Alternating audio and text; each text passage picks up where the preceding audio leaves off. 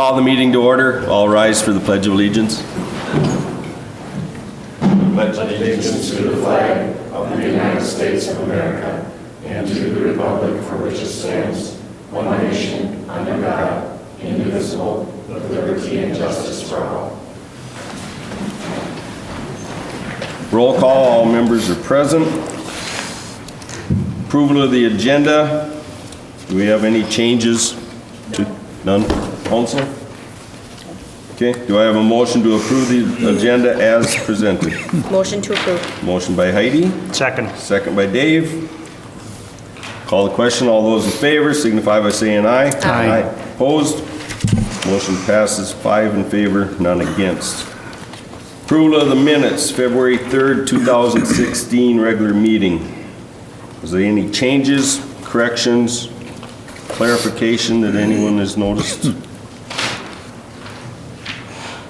Seeing none, is there a motion to approve the minutes of the February 3rd, 2016 regular meeting? I'll make the motion. Motion by Diane, Second. second by Dave. Call the question. All those in favor signify by saying aye. Aye. Opposed? Motion carries 5 in favor, none against.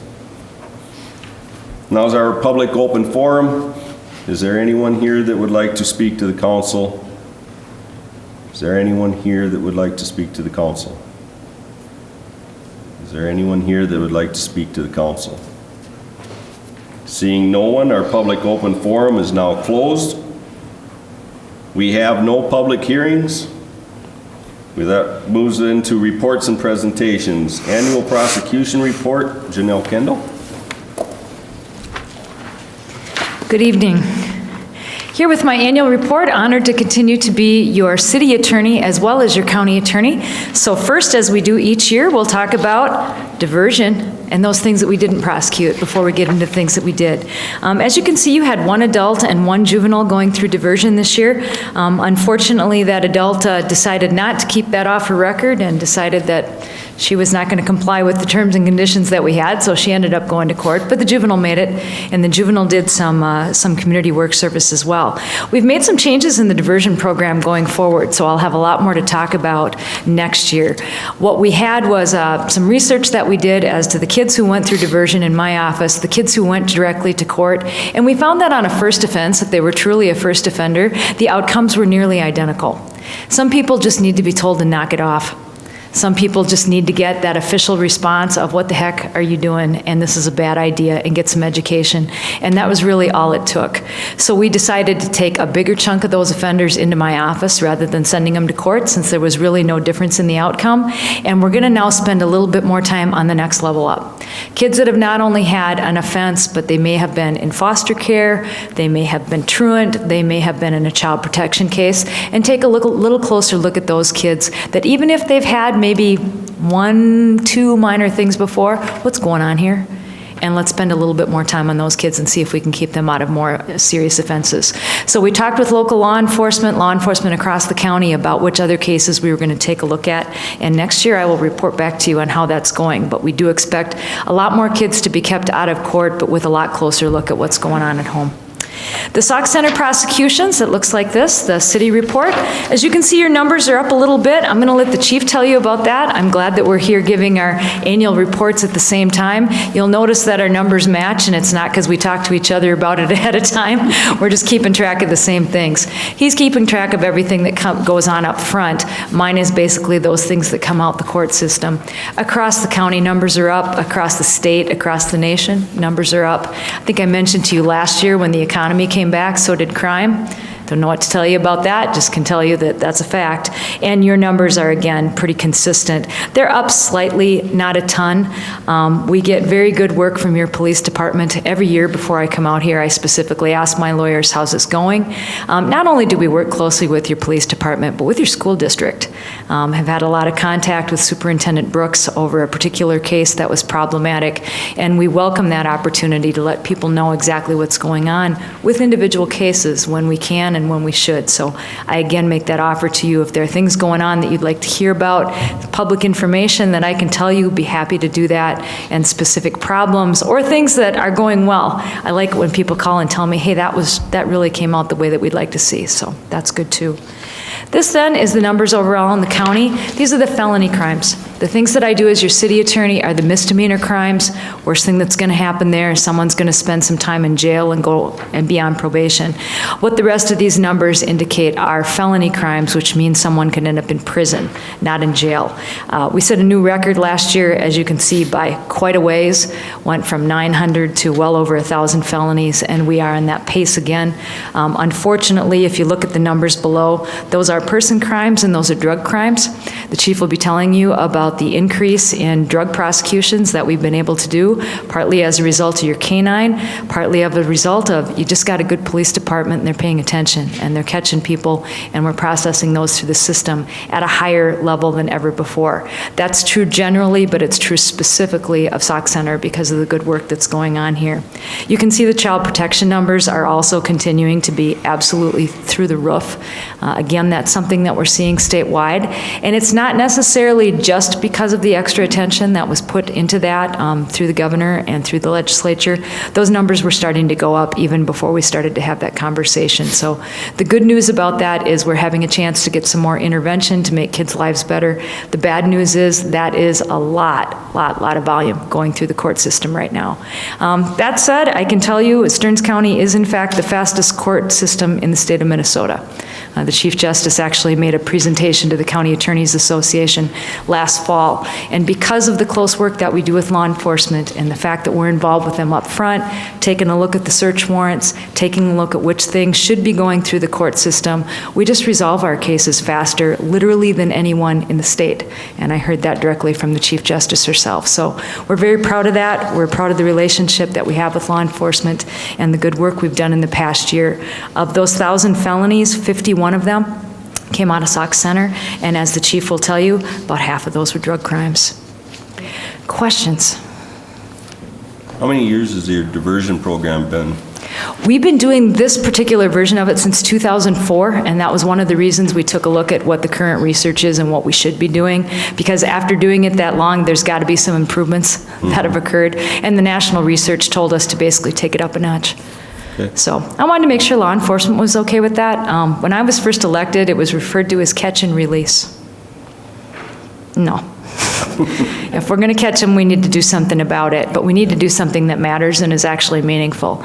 So we've taken a closer look at that. Because we'd been doing it the same way for a while, we wanted to make sure that what we were doing was effective. Sure. Okay. Good job. Any Other questions? I just had one question. The Child Protection Services, historically, you hear a lot of negative comments about that they're not working as fast as they should, or they're not catching as many cases. I don't know if that's Stearns County specific, but just kind of the general feeling of it. Do you feel that the efforts are catching more cases, or that in general, Child Protective Services is, these people are getting through the system faster? I think there's more reports being made, partly because of all the publicity that went on, that things were going to be done differently.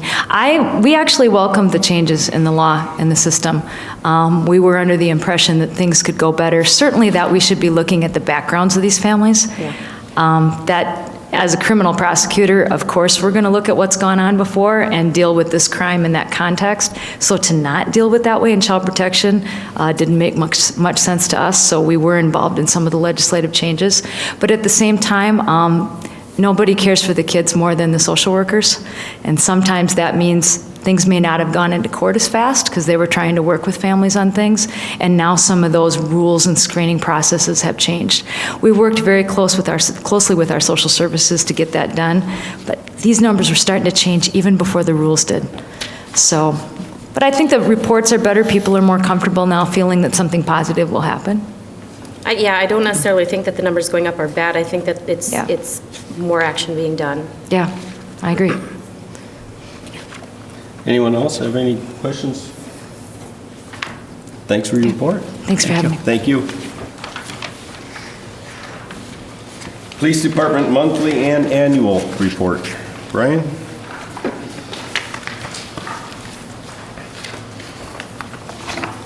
Good evening, Mayor and Council. We'll start off with the activity report for January 2000, last month. Some of the numbers we had 9 alarm calls, 17 assists for other people, 25 assists for other agencies, 4 domestic assaults. We had 11 arrests for small amount marijuana and paraphernalia. We had 18 matter of information calls, 15 medicals, 5 accidents. We did 13 welfare checks. We had a total of 296 verbal warnings handed out. We had total calls of 304 for a total activity of 600. So you compare that to last month, December, our calls are down by 66, and we gave 104 more warnings this month, and our total activity was up 38. And if you compare that to 2015, our calls are up 54, warnings are up 55, and total calls are up 109. So pretty comparable, though, for what we've been doing. All right, the annual report for 2015, did everybody get a copy of that and read through it? So we can kind of skim through it then. We'll start with the miscellaneous public calls on page 3. If you look through a lot of those categories, several of them are very similar, not many changes. The few that are, that you see an increase in citizen complaints, 155 to 65 last year. Fight calls are up. Intoxicated persons calls were up 39 to 22 in 2014. Juvenile problems were up by 20, 75 to 52. And suspicious activity calls were up, suspicious person calls were up, which is what we're looking for. We always preach about the community being involved and giving us, calling things in, so that's good. Weapons charges, you see that we had 9 more, or 9 compared to the 2 we had in 2014. And basically that's a direct result of some of the drug charges that we've had. On the next page, page 4, 2015 Sauk Center Police Department made 49 DWI arrests, up slightly from 47 in 2014. 17 of those 49 were under the influence of a controlled substance, and 26 were 4th degree arrests, 16 were 3rd degree arrest, 6 were 2nd degree arrest, and we had 1 1st degree. You see our last, the months there, November and December were probably the highest months the way it look for DWI arrest.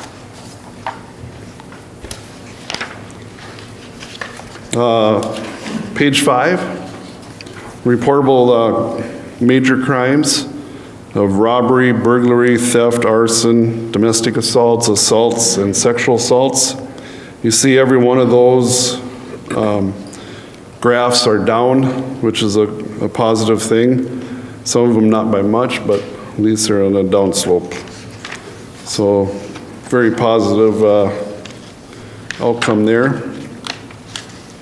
Page 6, some of the driver's license violations and basic petty misdemeanor arrest.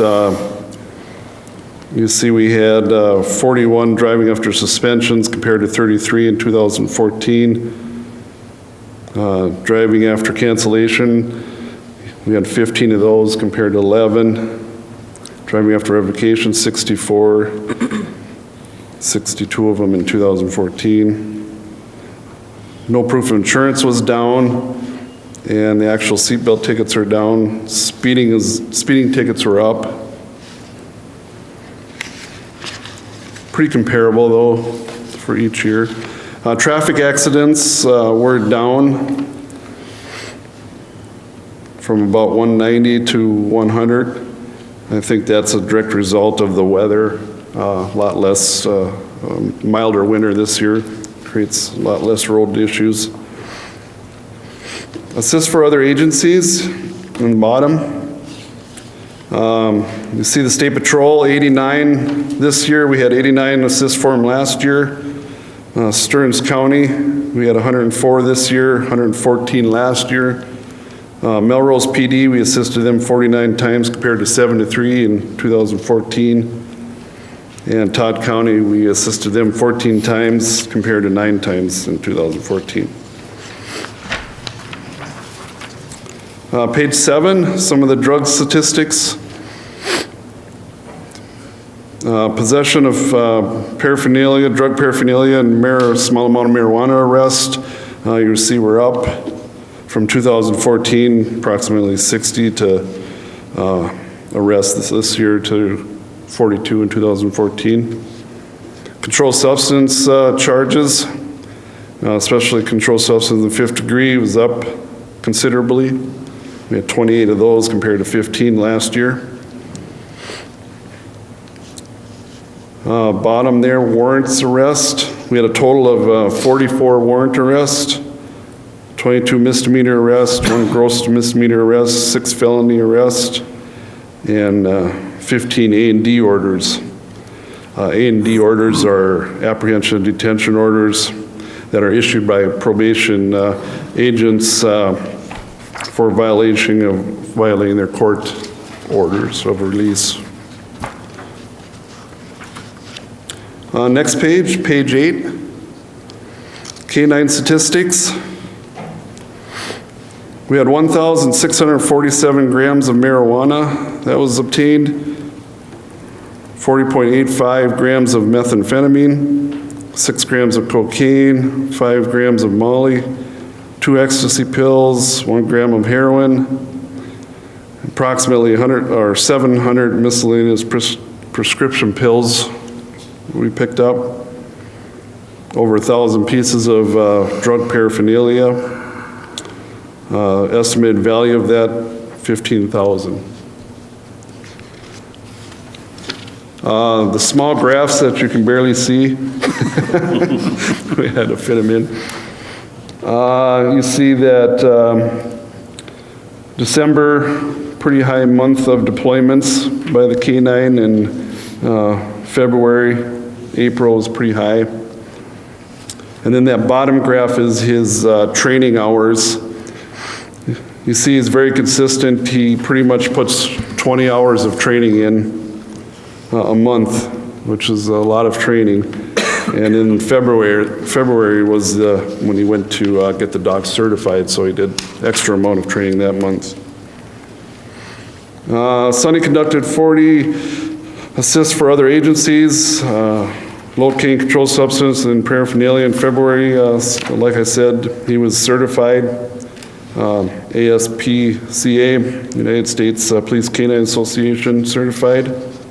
So that means a lot when you have any court issues to have your dog certified. Page 9, some of the graphs per call for calls. You see that between 5 and 7 p.m. and between 7 p.m. and 11 p.m. pretty much are the highest peaks for calls. That was the same in 2014. And then by month for last year, you see June and August were probably the peaks there compared to May last year. So all pretty similar. And then per day, you see Friday, Saturday, Sunday, of course, are the big call days. Forfeitures. In 2015, Sauk Police Department retained 11,500 or 455.04 in forfeitures, up from 2014 of 9,294. These funds came from 1 firearm, 2 vehicles, 7 cash forfeitures, and of these 10 forfeitures, 2 were alcohol related and 8 were drug related. 2015 budget. The department was given a budget of $7,780. And a portion of that, you see we had a shortage of 11,000. That came mostly with the expense of when our K-9 unit was totaled out on the interstate, replacing that and the equipment that went in that. You see we had in the revenue department though, we had a positive gain of 42,826. So it made us in excess of 31,571. Don't quote me too close on those numbers. Page 11 there, some of the things that have happened in the things we've done in the community and awards. July 9th, 2015, Officer Joe Jensen received the 2014 DWI All-Star Award during the Minnesota Twins game. On December 2nd, 2015, Officer Dusty Van Walde received a life-saving award for his heroic saving of a young man's life using CPR in the defib. And then, of course, we always have our Shop with a Cop and Night to Unite, which has been a very positive thing, I believe, in the community. The last page there, my summary report. You want me to read through that? Just hit some highlights. Yeah, and that just reflects on a lot of the numbers you saw throughout the report. I'll read the last paragraph. I'd like to read that. Sauk Center Police Department has 97 years of combined experience with our 6 full-time employees and 1 data entry records person. Also, of value to this department is the 11 years of experience which is shared between our 2 part-time officers. For a department of this size, having this many years of dedicated to the department shows that the officers have great loyalty, dedication, and commitment to the department. Having a low turnover rate of officers helps the community get to know the officers and establish trust with their abilities when working with them. The police department continues to be proactive in enforcement and working with the community, which gives the citizens of Sauk Center a safer community to live, work, and raise a family. I'd like to thank Melissa, who puts a lot of work into this end report for the year and helps me very much throughout the year. It's much appreciated. And I'd like to thank the officers that commit their time to the department, also with their wives, with the crazy hours that the guys put in. So also like to thank city staff, and Vicki, who's a great help to me and on an everyday basis. So it's also very appreciated. Thank you. That's all I have. Questions? I'd just like to say that, just reading the last paragraph really didn't do you guys justice. I mean, you are a great department. You do a wonderful service for the citizens of Sauk Center. Thank you. So. Thank you. It's much appreciated. Absolutely. Any other questions? I've got a couple, Brian. Okay. With our K-9, we had 700 miscellaneous prescription pills. Was that because she detected some other or drug, or Yeah. is basically It's basically- the K-9's trained for what, 9 When he's different drugs? alerting to the marijuana and some of the methamphetamine, usually in those situations, you're finding these suspects are having a lot of the prescription pills also. Okay. So in turnabout, they're finding those prescription pills. That's why that's gone way up too. Okay. So, yeah, quite a bit of that. Because I know as far as It's a real problem with prescriptions. As far as detection, K-9 No. doesn't notice that. No, sorry. Okay, all right. And this may be getting way ahead of ourselves, but, you look at the years of experience the police department's got, and I know everyone there is going to be here another 20 years, including Brian, but, you look at the other departments you hear on the news that have a huge turnover rate because of retirement, and all of a sudden there's not enough candidates, and you end up with a rookie police force basically because of retirement. Mm-hmm. Is there any kind of plan we got working on this to try to keep it so we got years of experience? I know we get part-timers with Melrose, but Well, like I say, we just added Mark Sprangler on as a third part-timer, Right. which now just gave us another 33 years of experience Right. that he has. So that'll be very valuable. Having a sergeant on staff, hopefully in the next month or two here, that'll help maintain a positive and attitude on the department, and I hope that, everyone can work together and it maintains a good rapport with everyone and helps people stay in the department. We've been very fortunate. It sure helped to me when you have guys with that much experience, that they're not calling and they can handle situations on their own, so it means a lot. And it's also very valuable to the community when you can see these same officers and get to know them Right. on a routine basis, and makes them a lot more comfortable to call and to get to know them. So I think that's very valuable to the businesses and the community. And that's one of the things I want, I would like to see continue, so if it means we might end up in the future, budget-wise, hiring somebody on, so by the time someone does retire or decides that for health reason or whatever can't be on the force, we keep that years of experience level at a certain rate where people are comfortable with it. Yeah, I agree. It's very important.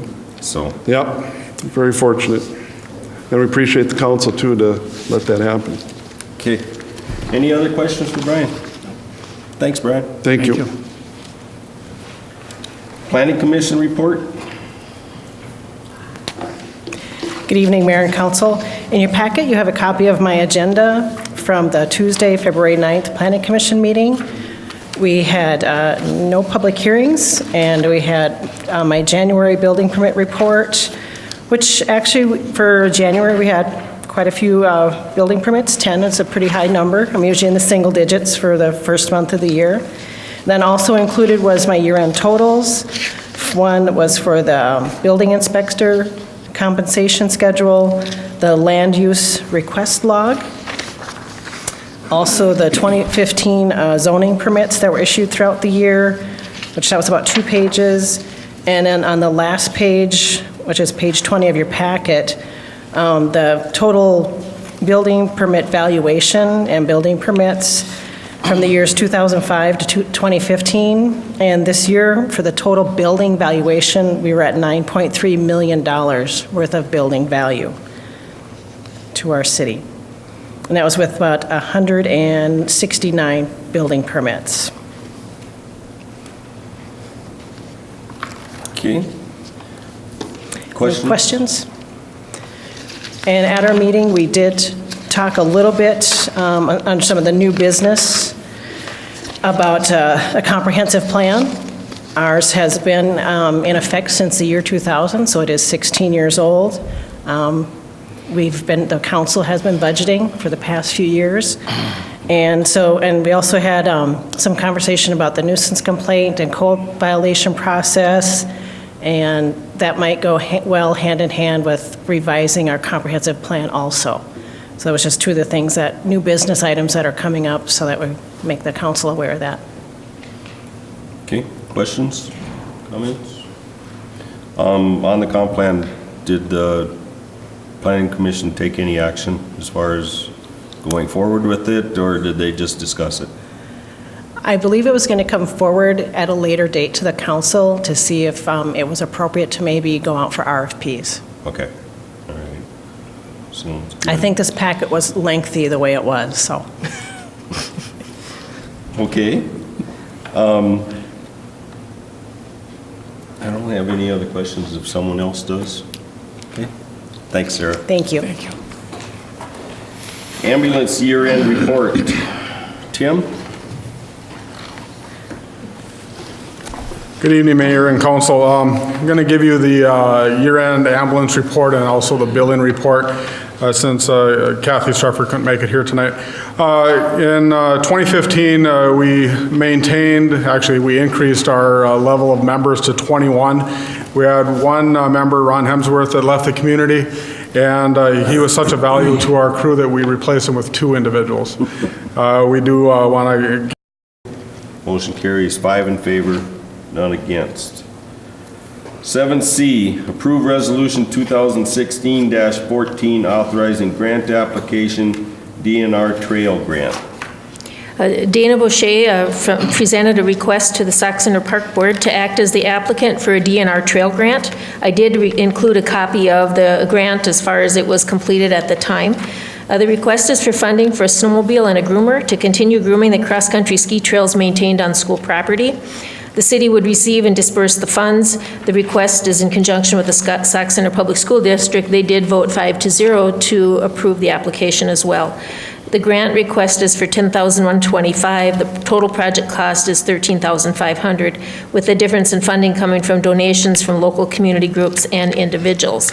I do have in your packet a resolution supporting the application for the trail grant, and Dana Boucher is here to answer any questions you might have on how that would work. He has been working to maintain those trails over the years and with private or personally owned equipment. And now this is an opportunity for publicly owned equipment to begin doing that. The snowmobile would be stored at the school, and that he would keep doing that. The one thing that is something that's in all of these grants, whenever we get them, is there's always a time commitment. So I need you to be aware there is a 20-year time commitment to agree that cross-country ski trails will be groomed over there. And so that's something that you need to be aware of. It's not unusual, it's very common that that's a requirement. But if you have any questions for Dana, I'm sure he would be happy to answer them for you. Questions? No. Dana, I've got one. You getting a lot of use out there on that trail? I actually didn't even know there was one out there. Yeah, 2 years ago, we started putting up signage and advertising it more. We had about 50 different people, people who had emailed me, telling me what they thought, people who said they'd been out over the weekend, saw so-and-so, and for me being down there and talking to people. Last year was a bust because of the winter and such. And then this year, actually it's been decent skiing down there, even though we don't have a lot of snow, but I think a lot of people haven't come back because, you need that regularity, I think, that people know it's a destination. But I have contacted a number of sites to get that ski trail listed on those sites. SkinnySki.com is a well-known one. And then also Simpkins, the Minnesota Trails site. So we're listed on that. So I know there has been people communicating about that. Andrea called me one day with a number of someone who called her to get more information, and I contacted that person. Sure. So this is something that the school's going to maintain or keep up, or is that something that's, as far as maintenance of the snowmobile or whatever? That'll be me. That you get to do that honors, huh? Okay. All right. Anyone else have any questions for Dan? Okay, thank you. Questions of staff? None, otherwise do I have a motion to approve resolution 2016-14 supporting application for MIN DNR Trails Grant? So moved. Motion by Heidi, do a second. Second. Second by Dave. Any other questions or comments? Call the question. All those in favor signify by saying aye. Aye. Opposed? Motion carries 5 in favor, none against. 7D, approve resolution 2016-15 authorizing grant application for MnDOT Aeronautics. Every year, or actually it's every 2 years, the city enters into a grant agreement with MnDOT, or Minnesota Department of Transportation Aeronautics, for maintenance operation funding for the municipal airport. Historically, we've always received $13,184, which was the maximum cap that you could obtain. They have revamped that program, and now we have a new agreement that's been submitted for approval. There are some changes. They did increase the cap for most airports. Our new cap is $19,646, 75% reimbursable. So if we can get 75% of our costs reimbursed up to $19,646. So we have to submit now on a quarterly basis, it used to be an annual basis, submit all our expenses for maintaining the airport, and then we would receive that reimbursement. We have never had a problem obtaining the grant maximum because it does cost some funds to maintain it, because we do include costs for snow plowing and mowing and those types of things. What we're asking you tonight is just to approve Resolution 2016-15, authorizing the grant amendment and the new agreement, and we'll start operating under these new rules and regulations, which those are the main things that have changed. Do you have any questions about how that grant process works with MnDOT? Questions? Hearing none. Do I have a motion to approve Resolution 2016-15 authorizing the grant amendment? I'll make the motion. Motion by Diane. Do I have a second? Second by Dave. Any other questions or comments? Call the question. All those in favor signify by saying aye. Aye. Opposed? Motion carries 5 in favor, none against. Approve Resolution 2016-16 authorizing grant amendment, fueling grant. This is another grant this evening.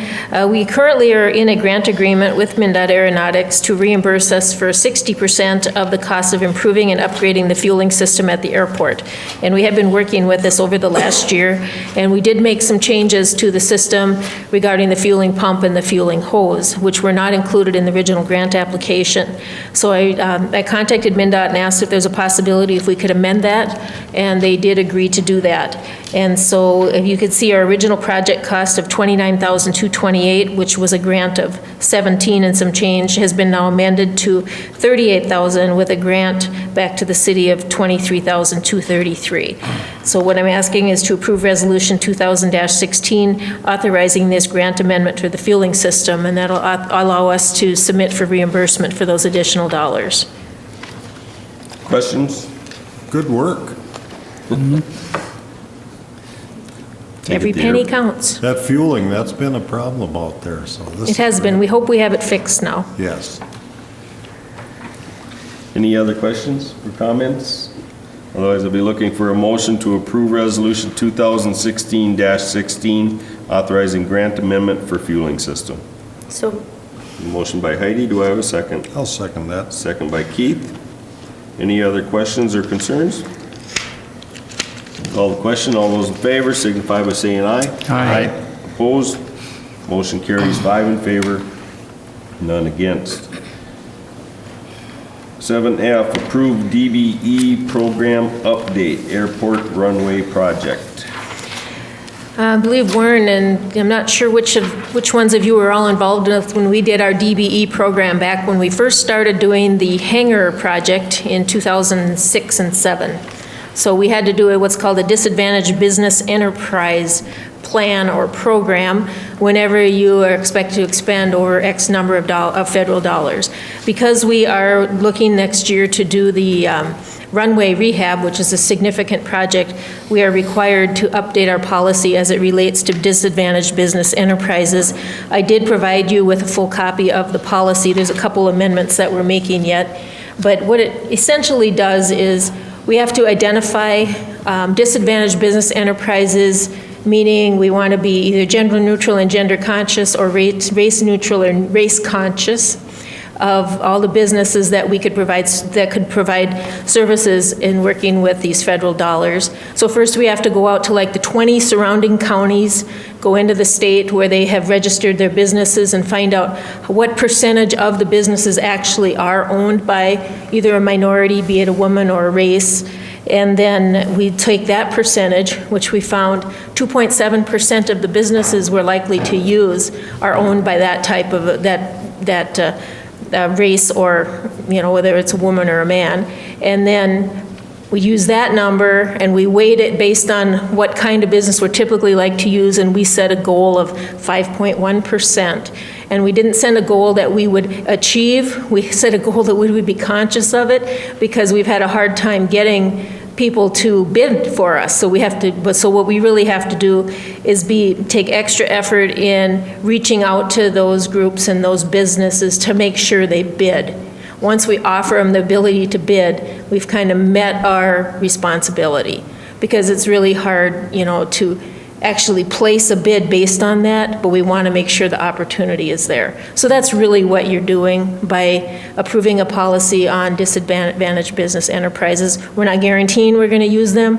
We are guaranteeing we're going to give them the opportunity. So that's where we're at. So what I'm doing tonight is I'm asking you to approve this updated DBE program. If you have any questions, or you don't like what you're reading or whatever, we can make amendments to it, but this is the policy that's been put forth and updated by our engineers from Bolton Mink for the airport. Questions? None? Do I have a motion to approve the updated DBE program? I'll make the motion. We have a motion by Diane. Second? Second. Second by Dave. Questions? Okay. Call the question. All those in favor signify by saying aye. Aye. Opposed? Motion carries 5 in favor, none against. Approve Resolution 2016-17 supporting increase in local government aid. And as you know, local government aid is a program out there that helps supplement property taxes in cities that have a lower tax base, typically or usually older cities like Sauk Center. And we did not get an increase in 2016. The legislature didn't appropriate any of that. So that the Coalition of Greater Minnesota Cities is putting together a task force, and they're asking cities to adopt a resolution supporting an increase in 2017. I did put a copy of the resolution in the packet that kind of explains what they propose it could do. Because there was no omnibus tax bill to increase it this year, they are asking us to continue to increase it in future years. They do have lobbyists that go, and you'll see later on in the packet, they're asking you to attend their meetings and possibly join their group. But at this point, they're just asking cities to get these resolutions of support out to their legislature to make sure that LGA doesn't fall off the table again this year. So we're asking to approve Resolution 2016-17, supporting an increase in local government aid. Questions? What's the current base appropriation? For the city? City of Sauk Center this year gets $1.1 million. And this is going to be cities statewide? Cities statewide, but it's a formula. So it's based on many factors. It's your average household income. It's based on the average value of the property that you live on. There's all kinds of factors that go into a formula. So a wealthier city or a younger city or in Edina, for instance, may not receive any local government aid. And a smaller city that has a lower tax base but still has to provide many of the same services because of the number of people that they have may get appropriated some funding. So it fluctuates every year, but first it has to be appropriated. And then it goes into the formula. So they're asking for an increase in the appropriation. The whole distribution formula is always argued and up for amendment almost every year. And so far we've fared okay, but it's gone the other way too in the past, so. One of the things I look at when it comes to local government aid is basically everybody pays taxes into the state. And local government aid, actually, we get some of our dollars back. Our costs on running the city don't actually go down. Very simple. So we, if we can recoup some of that money through local government aid, it only makes sense for us to support it and request that money back. So, it's just recouping money we've spent, and it keeps us from having to raise taxes on our end when we've already paid taxes for this, so. And if I'm wrong, someone will tell me, but I'm pretty sure that's how that works, so. Any other questions or comments? Do I have a motion to approve Resolution 2016-17 supporting increase in local government aid? So moved. We have a motion by Keith. Do we have a second? I'll second. Second by Diane. Any other questions or comments? Call the question. All those in favor signify by saying aye. Aye. Opposed? Motion carries 5 in favor, none against. 7H, approve Resolution 2016-18 designating authorized representative for WMMPA. If you recall, recently we met with the Sauk Center Public Utility and Missouri River representatives to set up or to talk about the Western Municipal Power Agency. And this resolution that we have tonight actually designates the authorized representative to that agency, and also the next one is to Missouri River. Used to be, it was Marty and Dennis would go to these, would be the authorized representatives. Now, the new authorized representatives will be Paul Hessian and Dennis Ricken. But the actual acronyms with the WMMPA and then Missouri River have changed a little bit due to the new structure. So this resolution 2016-18 and the next one 2016-19 designate the authorized representatives to WMMPA and MRES. You want a motion for taking? You can take them both at the together. same time? Yeah. Okay.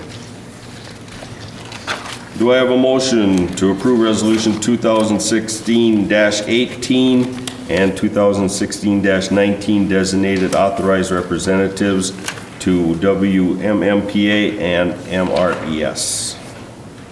So moved. Motion by Dave. I'll second. Second by Heidi. Call the question. All those in favor signify by saying aye. Aye. Opposed? Motion passes 5 in favor, none against. We have no unfinished business. New business, 9A, abandoned Burlington Northern Railroad property sale. I just included in your packet a letter from Burlington Northern regarding the sale of the abandoned railroad right-of-way. There's a piece over behind the tanks out on Beltline, which is where our power line comes in, and then there's also the property that's behind the public utility. Just information right now that, something may become before you regarding the sale of that property. And then the second thing I have on there is the proposal for the aquatic weed control survey. The Big Sauk Lake Association has received this proposal from RMS to do the aquatic lake survey in 2016, which would be for 2017 spring, which is, there's no action requested of this at this time, but it brings up also that it's almost spring now, and we'll be talking about 2016 spring, which was as a result of the survey done last year. The Operations Committee met with them last year. Well, Diane, you were on that. But now, Diane and Keith, and now this year it's going to be Keith and Dave, I believe, that will meet with them. So they're right now, they got this survey proposal to do this year for next year's spring, but they're also right now looking at a proposal for this year's spring. And when that comes in, then they'll be meeting, and then they want to bring the 2 council members in on that meeting too. So when that's set up, I will let you know. Typically, a Saturday morning at 7 to 7:30 a.m. is when they meet, so just keep that in mind. And you'll be able to give your input at that time, and then that'll come back to the city council, of course, when you're all done with that. So informational at this time, but just kind of a heads up for you. Okay. Questions on either one of those 2 items? No. Okay. Well, then take us on to our consent agenda. We have a schedule of claims, unpaid claims of $193,880.81. Paid claims of $5,432.20 for a total of $199,313.01. January checks totaling $2,922,239.37. Elmer Z's Restaurant, Bar, and Event Center is requesting a temporary off-premise liquor permit to utilize their on-sale liquor license at Ladies Night Out at the Civic Arena on April 28, 2016. And we have a resolution number 2016-20, resolution accepting contributions of $325.50 from the Sauk Center CVB to be donated towards street lighting donation, and $125 from Verizon Wireless to go toward the splash pad. And I'd like to acknowledge on behalf of the city those 2 groups for their donation, and thank you very much. Do I have a motion to approve the consent calendar as presented? I'll make the motion. Motion by Diane, second. I'll second that. Second by Keith. Is there any questions or concerns on the consent agenda? Hearing none, call the question. All those in favor signify by saying aye. Aye. Opposed? Motion carries 5 in favor, none against. Informational items. We have a couple informational items. We have the fire service area calculations and billings, and this kind of went along with the fire department report, but this is now for 2016. And there is a formula that goes into the assessment, percent of value of buildings, percent of calls, and it's a 10-year average, and it blends it so that at the bottom of that page 101, you can see the annual assessment for each party that we provide service to. Of course, it's paid in 2 payments. And then on page 102, you can see the change, the increase or decrease between 2015 and 2016. And note that Sauk Center City, the bottom one there, we pay into that, the general fund of the city pays into the fire service contract, just like all the townships do. That's how that formula works. And to give you an idea of townships as they kind of ebb and flow and go up and down based on calls. The next item I have in here is the loss control workshops. They're held around the state. They're $20. It's a good workshop, mostly done by staff, but sometimes I'll find council members that are very interested. So I did put the agenda in here. You can see the types of training, and the League of Minnesota puts this on, and it's loss control. It's teaching us how to keep out of trouble when it comes to all these various issues. Then the next item on there, Coalition of Minnesota Cities, or Greater Minnesota Cities, I talked to you about the LGA, but also they're asking anybody that wants to participate in Legislative Action Day, which is Wednesday, March 16th. This is when you can actually go to the Capitol and meet the different people down there that work there. They have a reception, and they have speakers, and they kind of talk about the city government's role at the state capitol.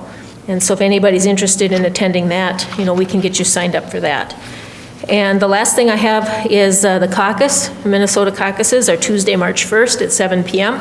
Anybody that's interested in attending that, the Republican Party is meeting at the Holy Family School. The Democratic Party is meeting at the Sauk Center High School.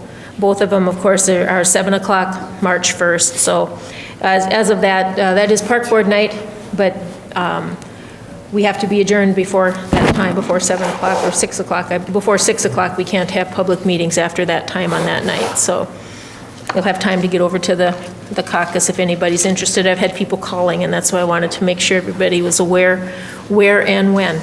So that's all I have. Okay, with that brings us to the end of the agenda. Do I have a motion to adjourn? So moved. Motion by Dave. Second. Second by Heidi. Call the question. All those in favor signify by saying aye. Aye. Opposed? Motion carries 5 in favor, none against. Meeting adjourned.